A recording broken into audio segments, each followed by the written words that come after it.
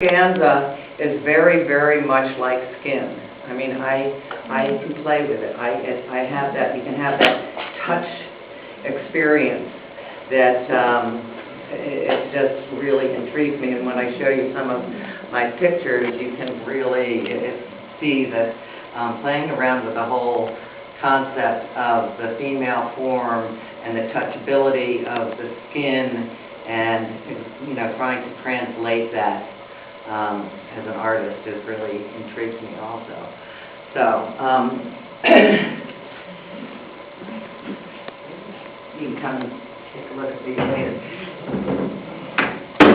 It's really kind of fun because this is also an older piece. But if you want to, you can pass this around. This is really painted and drawn.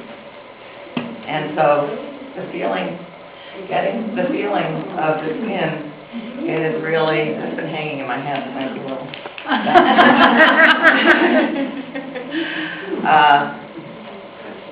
So as far as my whole process goes, I actually take the silk, and when I'm working on it,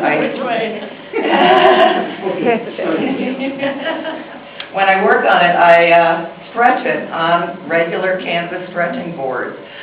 They're also, we can get through Dharma Trading Company, big metal frames where you use pins and stretch them. So I use both depending on what size I want to use. And I will end up taking one piece, working on one piece, and then the piece behind it, working on them first separately. Because as you can imagine, you can kind of go cross-eyed when you're trying to work on them together, because your mind and your eyes just kind of switch in and out. So I work on them separately and then end up taking the two stretched canvases really and putting them together. And a piece like the piece I showed you over there, so the front piece is the painted silk, the back piece was an actual watercolor. So I do take the silk and put it over drawings and watercolors and even oil paintings, all sorts of things.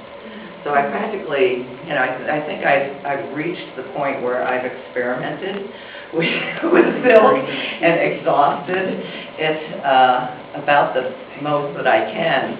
I was involved in a show down in New York City 2 years ago, and it's been an interesting experience because I always promised myself that I would show in New York City by the time I was 60, and so I achieved that. And since then, I've been kind of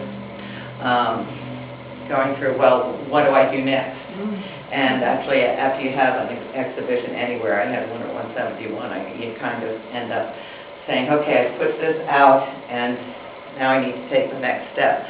But for some strange reason, New York was kind of the finality of what I was working for, and I kind of had a block after that.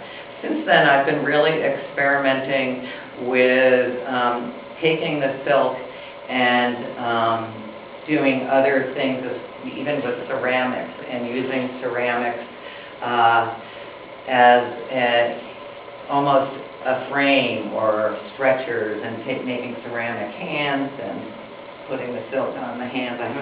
It's just beginning to bubble. And just read it, I've been in my ceramics class, and it's been an interesting experience. So it's kind of strange for me because in some respects, as you see the last 20 years of this work, or which you will see if you ever go to my website, www.mavinambrose.com, you can see a lot of my previous work, and right now I'm really in transition as far as loving the fact that there's this new media out there that I can possibly use with my silk, or maybe I might just explore that again. It's interesting because ceramics is so hard, and so clay is so earthy, and yet the silk is so ethereal and airy, and so the challenge of combining these two media has really gotten me for the first time in 2 years, excited over my next step. So right now I'll show you pictures of what I've done before. Just a few.